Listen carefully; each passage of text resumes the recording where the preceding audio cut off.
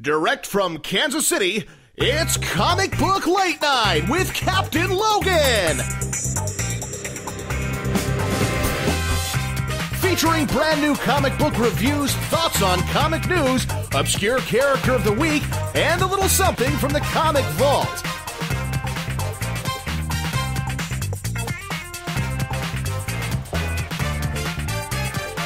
And now, here's Captain Logan! Hello everyone, I'm Captain Logan, and welcome again to Comic Book Late Night. Tonight I'm going to start the show with something a little bit different. I'm going to answer a question from one of our viewers, and tonight's question comes from Conspirator19, who asks if I'd like to see a TV show based on Krypton entirely about Jor-El. And I'm going to answer that with a firm yes. I think that a Krypton show would be pretty cool. Jor-El is one of my favorite DC characters of all time. I think in some ways Jor-El is probably the reason that I like Superman. And I always thought that a movie about Jor-El would be really cool, especially if it was primarily a science fiction film. But I never thought about it as a TV show, and the more I think about it, the more I think I would love to see a Jor-El TV show.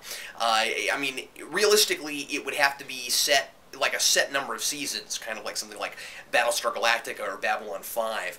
I don't think that you would want 10 seasons of Jor-El on Krypton, but then again, I don't think we necessarily needed 10 seasons of Smallville. Speaking of Smallville, Smallville is exactly the reason I think that Jor-El as a TV show would be kind of neat, mostly just because we'd finally get to do some justice to the character. Don't get me wrong, Jor-El hasn't been entirely done wrong in Smallville, or at least he was initially cast well. The idea of having Terrence Stamp voice Jor-El was genius. There's something about Smallville where they know how to cast before they know how to write. The thing is, if every genius scientist on Krypton is as bipolar as Jor-El seems to be, it's no wonder the planet blew up. But stranger than that, more confounding than the way Jor-El acts in Smallville, is all of the questions that Clark never seems to ask. And I've got them written down here, some of the questions that I would ask Jor-El if I were Clark, and I'd like to go through them for you just for a moment, just to prove my point about the bipolarness of Jor-El. Question number 1, is or isn't Clark supposed to rule the human race? I was never entirely clear on that. Number 2, Jor-El, you were such a sentimental, romantic guy back in the 1950s. What happened to you? What happened that turned you into such a demented, power-hungry person?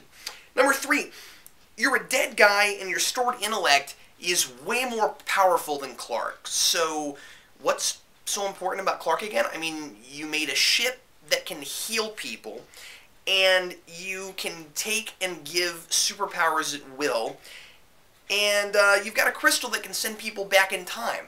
I'm not sure what's so special about Clark. Number 4, and about that time crystal, how can you be dumb enough to make a crystal that can send a person back in time but only once? Does the crystal work in such a way where when you go back in time, the crystal is not there, like in the past, even though it was there before, but nothing else has changed just because you went back in time? How did you make a faulty time crystal? Number 5, why do you kidnap little girls and give them superpowers and make them think that they're your niece? Number 6, do you have like a retcon crystal? Because you seem kind of evil early on in the show, and then later on it all seems to just be a misunderstanding. Number 7, how do you keep giving people superpowers exactly? Like, do you change their DNA and make them Kryptonians? I thought Clark got his powers from the sun. So how do you like fundamentally change people to make them have superpowers? And also, how is there a knife that can do that? But I suppose that you didn't necessarily make the knife. So anyway, number 8, are you sure you're not God? Are you positive? Because you sure seem to have dominion over everything. And also, of course, there's a prophecy about your son, and there's a group of people that kind of worship him, and you seem to have a lot of insight into fate. And finally, my final question, why is Clark so important? Anyway, I've got a great show for you tonight. I'm going to review a lot of different comics. I'm going to do some DC and some Marvel and some Image. So got 5 books for you tonight. I'm going to give you, once again, some more random stuff to cram your brain with. So right now, it's time for brand new comic book reviews.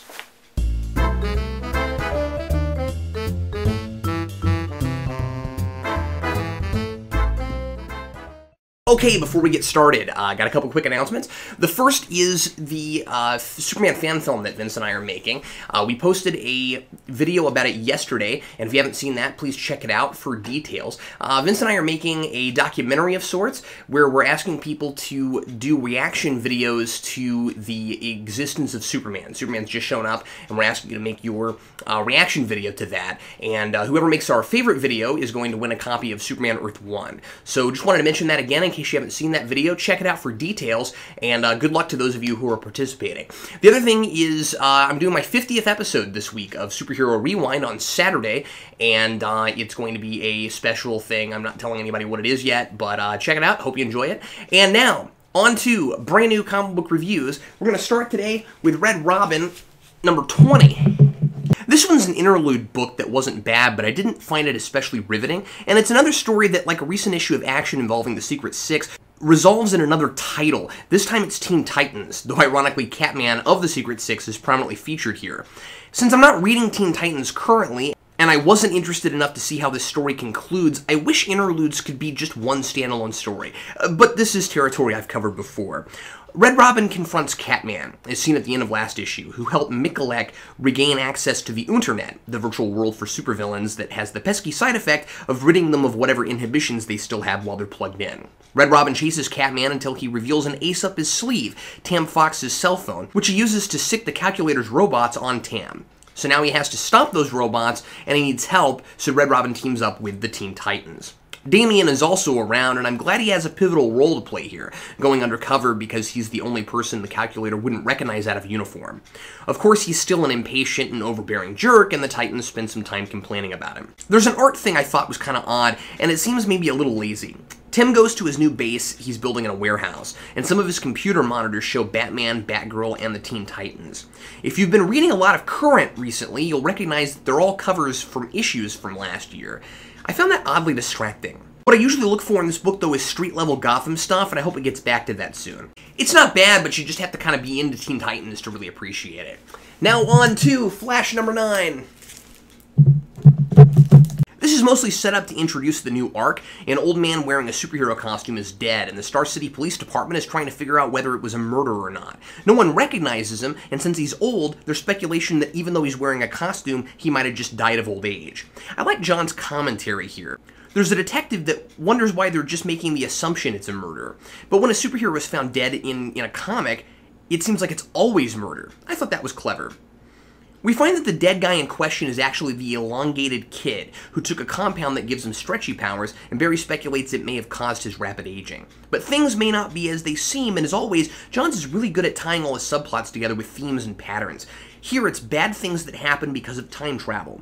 Barry deals with the guilt of his mother's death at the hands of the Reverse Flash, who framed it on his father, and his father died in a prison cell. Barry blames himself because none of that would have happened if he weren't the Flash. The Reverse Flash did all that because of who Barry would grow up to be. There's also a mysterious rider in a mask, riding a futuristic motorcycle, and a cool reveal of who it turns out to be at the end. Though, with all the time travel talk, I found it mildly callable. I certainly guessed his identity myself. All this makes me guess the rapid aging thing has something to do with time paradoxes. Great start to Road to Flashpoint, no complaints here. And now on to Spawn number 202. There was a bit of a rough transition, I thought, between Spawn 200 and 201, but now I'm really starting to dig this new creative team. First, I want to mention that there are a lot of words on a page. Will Carlton is maybe being a little excessive, but it's nice to get a book with a lot of story in one issue that also takes its time and breathes a little. It's a tough balance to strike. Some books try to do this and end up being dull because there's not enough action. But as I mentioned with the last issue, Spawn is feeling more like a horror comic than a superhero comic right now, so less action and more ambiance is appropriate within the story context. The pictures are so beautiful that two people just sitting in a room come alive, and there's more happening in the full-page spread with Twitch bowing his head in the corner of a hospital room while Sam fights for his life in bed than there is when Spawn throws a vampire into a wall. This simple scene with Sam and Twitch is wonderfully sad and expressive. It's perhaps the best drawing of the two of them I've seen. The colors in the book are muted but used to great effect. I love the stark contrast between the blacks and deep reds versus the sudden flood of light we get toward the end of the issue, when the vampire tries to convince Jim that he's a vampire also. Jim's wrestling with a lot of conflicting emotions here, and I'm finding myself deeply invested in the impossible situations he finds himself in.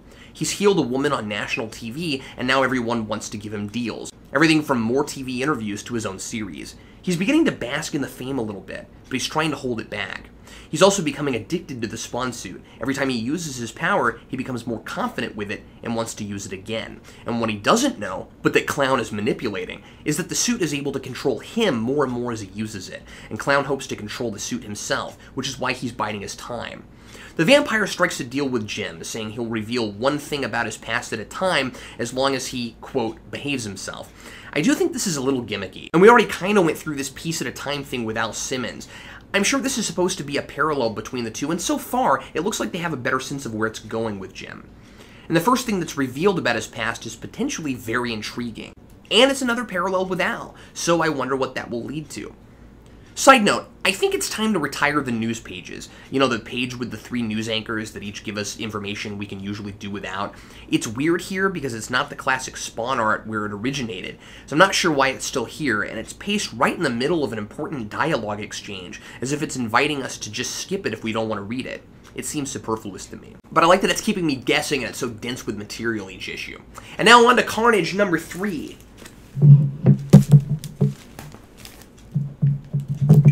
So this is what I've been waiting for. As much as I enjoyed the banter between Spidey and Iron Man in the first 2 issues, and it's still great here too, you could really start right here and be fine. All those issues really did were to get the Carnage symbiote out of space by idiot scientists who wanted to study it, get it possessing a doctor, and get Shriek and Doppelganger in one place. The issue opens with a fantastic exchange happening inside Carnage's head between the symbiote, who thinks is Cletus Cassidy, and Tannis, who's trying desperately not to let Carnage's insanity overtake her. Carnage's sick and twisted memories beat out her wholesome ones and it takes over, wreaking havoc on the compound, though it doesn't fully merge with her. Last issue I said I hoped this wouldn't just be this new host in over her head, killing people and not being able to help it. It seems to kind of start out that way, and then it goes somewhere else entirely. I won't say what the big reveal is at the end, but I really hope there's something like a good explanation for it because I really want to like it. There's certainly a big nostalgia factor here for me, my being a big fan of Maximum Carnage, seeing the Doppelganger and Shriek back together again. I'm glad this mini is finally focusing on the Carnage stuff because we're 3 issues in and I was really wondering when it was going to stop being in the background. And as I said, the Spidey Iron Man stuff is still great. There's a particularly amusing scene where Spider-Man is about to rush after Carnage and then decides Iron Man should do it since he's wearing spandex and Iron Man is wearing armor. Finally, I want to talk about Heroes for Hire number 3. On a whim, I decided to finally give this one a try. I was pleasantly surprised, not just by how readable and exciting the book is, but also how easy it was to pick up on issue 3 and follow it pretty easily, especially reading characters I don't usually follow. Misty, the control for Heroes for Hire, calls heroes remotely and hires them for immediately covert missions. There's a group of bad guys taking girls from the Savage Land and trafficking them. This is a really unusual and interesting plot, and it gets better when Moon Knight comes up against a Velociraptor, which they also took from the Savage Land. A lot of the last few pages are a big fight between Iron Fist and Paladin, which is really dynamic and there are several full-page spreads devoted to it. It's a cool, different arena for various superheroes to play in. I was under the impression that Heroes for Hire was a regular set team, but here it looks like this book is bringing various heroes in and out, which leads to a lot of variety and unpredictability. And now, let's see what's going on in comic book news.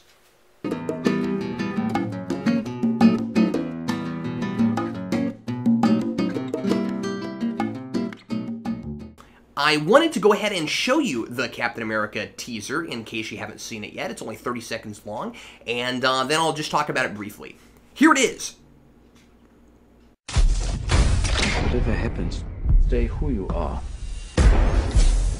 Not just a soldier, but a good man. How do you feel? Taller.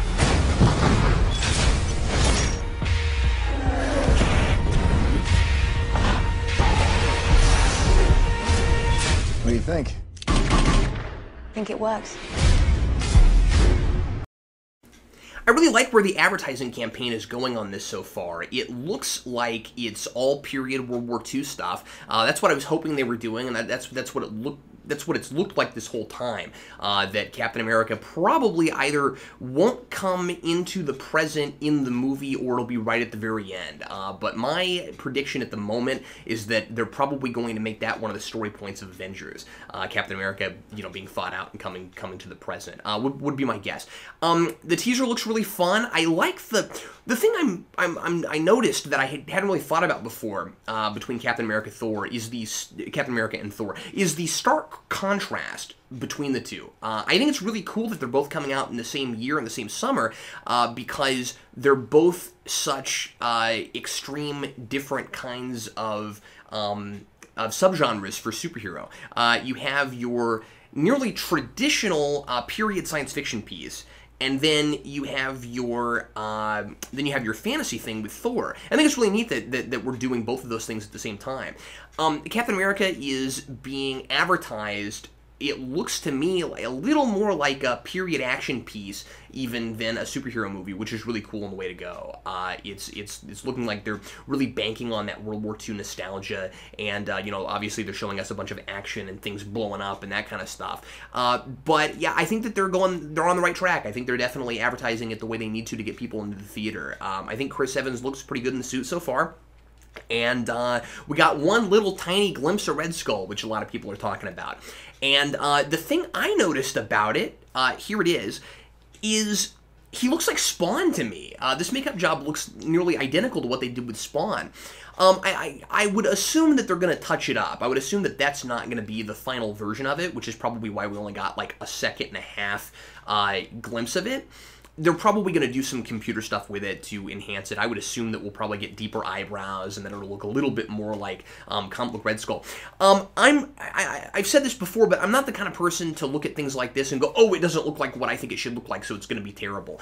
I really don't think we should ever read too far into preliminary things we get about movies and things like that. I think that we should, I think that it's fun to look at them to get excited, but we shouldn't extrapolate too much. I like to wait until I see a movie before I, really judge it. I won't talk about the Thor trailer because it doesn't really show us much other than what we've seen before. It's just more stuff to get us kind of excited about the film, and it's succeeding at that.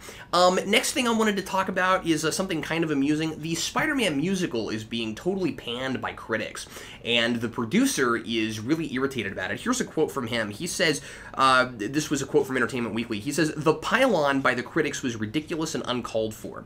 And this is his name is Rick Miramontes, and then he goes on to say their actions are unprecedented and uncool.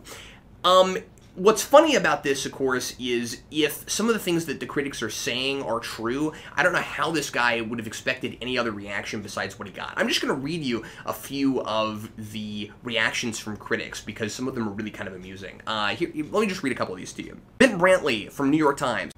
"This production should play up regularly and resonate the promise that things could go wrong, because only when things go wrong in this production does it feel remotely right, if by right one means entertaining. So keep the fear factor an active part of the show, guys, and stock the Foxwoods gift shop with souvenir crash helmets and t-shirts that say, 'I saw Spider-Man and lived.' Otherwise, a more appropriate slogan would be, 'I saw Spider-Man and slept.'" And then Peter Marks from the Washington Post says, "If you're going to spend $65 million and not end up with the best musical of all time, I suppose there's a perverse distinction in being the worst." So, yeah, that's sad, kind of, although I guess I kind of expected that that was going to be what the backlash was going to be like, just from the few little things I had seen about it. So what people that have seen it that aren't big critics are saying is that it's some of the action, some of the onstage special effects are amazing, but the story's not very good, and apparently it's not hurting it though. It looks like it's still doing quite well at the box office. So okay, last thing I wanted to talk about is Fantastic Four. Fantastic Four, of course, now that Human Torch has died, is no longer the Fantastic Four. It's now changing to FF. And they're going to be calling themselves the Future Foundation. And it's going to include the remaining 3 of the Fantastic Four, plus Spider-Man, because of course Spider-Man's not on enough teams right now. And here's the press release. I know I'm reading a lot of things today, but let me read you this real quick, too. Here's the press release directly from Marvel. Tell me if you've heard any of this before. There is no more Fantastic Four, so just what is the FF? This March, the superstar creative team of Jonathan Hickman and Steve Epting present the oversized FF #1. Now, I'm glad Hickman and Epting are still on the book. I will give it a shot just because they're on it, because I really love his writing and I really love Epting's art. So, you know, I'm gonna try it out. But still, this irritates me. Let me continue. Introducing the biggest new superhero team of the century. After the death of the Human Torch, the surviving members of the Fantastic Four, Mr. Fantastic, Invisible Woman, and Thing, join Spider-Man and some top-secret members to form an unstoppable force. The Future Foundation. Their mission is simple: save the Marvel Universe from its greatest threats and prevent future dangers from arising. But even the knowledge of what's to come in one of the most powerful teams ever assembled, just what villainous force could stand in their way? And here's the thing that they always say about everything. FF will alter the very fabric of the Marvel Universe. So, yeah, that's irritating. You know, honestly, I was hoping that they'd just keep the 3 remaining members for a while and just let them be a team. But that's not what we're going to get. Instead, we're going to get one more big, giant superhero team, which seems to be all Marvel's about right now.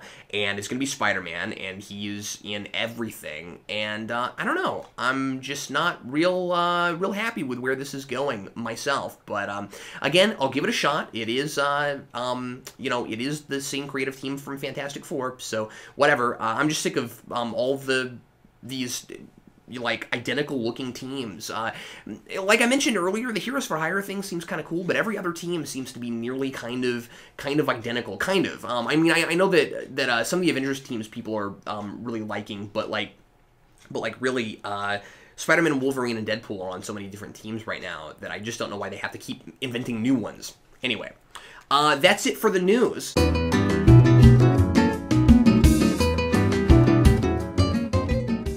And now, how about a trivia question? Today's trivia question is, in the Amalgam universe, what 2 characters were fused to create the Big Question? Now, if you think you know, leave your answer in the comments below. Last week's question was, what was the costumed alias of the Kryptonian called Jur-Lee? And nobody managed to get it. A lot of people said Crime Lord, but what we were actually looking for was Ultraman. And so leave your answer for this week's question in the comments. Hopefully somebody will manage it. And now it's time for some more useless knowledge to cram your brain with.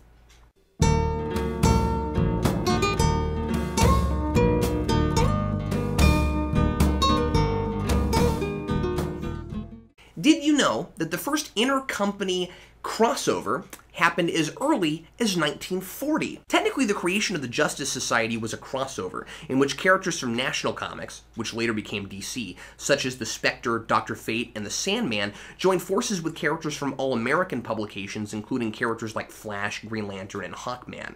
The 2 companies shared the DC label. Of course, these companies didn't stay separate, and so we don't consider it a true crossover now. The first official crossover, where 2 characters from different publishers get together for one event, happened in 1976 with Superman vs. The Amazing Spider-Man. This happened because literary agent David Obst tried to convince Marvel and DC to do a movie crossover between the 2 characters, but Superman was already in development to be a film, and there was a live-action Spider-Man TV series on at the time, so they did it as a comic instead. The story features a team-up with Lex Luthor and Dr. Octopus, and of course, Spider-Man and Superman fight for a while because Superman mistakenly thinks Spider-Man kidnapped Lois and Mary Jane, and they eventually shake hands and join forces. While the first official superhero crossover, this is only the second joint venture between DC and Marvel. In 1975, they joined forces to do The Marvelous Wizard of Oz for MGM.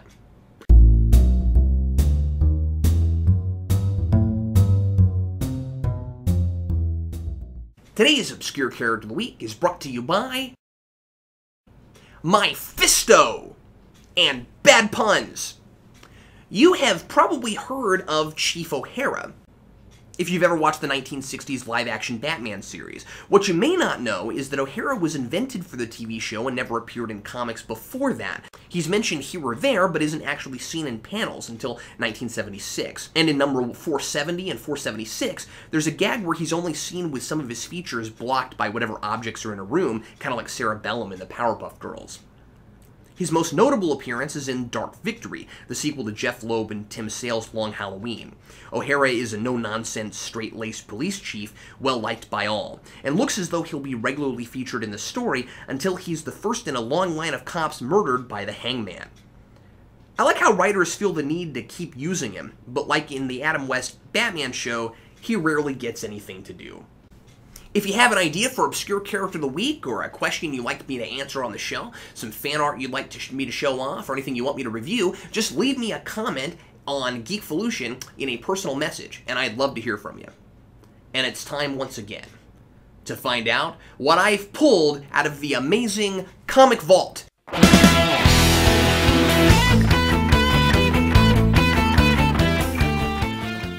Today in the Comic Vault, we have Brave and the Bold, number 183. Here we have kind of a kooky mystery story with Batman forced to work alongside the Riddler in an elaborate board game set up all over Gotham, in which they have to draw cards that determine where they go and what actions they take. Batman even drew a card that made Riddler his sidekick. The game is called The Death of Batman, and there's even a box and rules for it. Someone has kidnapped a famous mystery author, and Batman has to play this game to solve the mystery. But whoever's on the other end has a different goal in mind, killing Batman. A lot of the clues are really fun. They're all about famous mystery literature, including clues about Doyle and Edgar Allan Poe. Part of why I picked this one is the cover. It's very creative because it has everything to do with the issue. It easily could have just been Batman on a trippy chessboard fighting all of his rogues or something, but instead, the cover mirrors the final climax, which really does happen on a giant chessboard.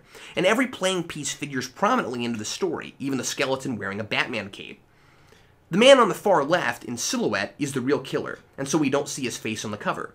There are a lot more literary references outside of the clues, and they get a little tiresome after a while. They often work as bad puns and cliches. There's a lot of dialogue between Batman and Riddler, mostly to keep reminding us they don't like each other. And, of course, the Batman of this era is a lot wordier than we're used to now.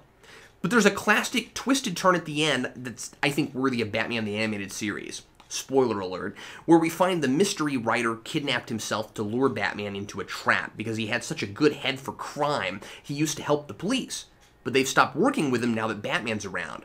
Now this guy is dying and he wants to kill Batman so he can get back at Batman and so he can have the thrill of committing a crime before he dies. Well, hey, that's all the time we have for you tonight. I want to thank Pop Culture Comics, as always, where I got my books this week. If you're ever in Kansas City, make sure to check them out in Overland Park, Kansas. And thank you very much for watching. Don't forget to support your local comic book store. And remember, if anyone ever tells you that comic books are unsophisticated, just ask them what they watched on TV last night. I'm Captain Logan, signing off.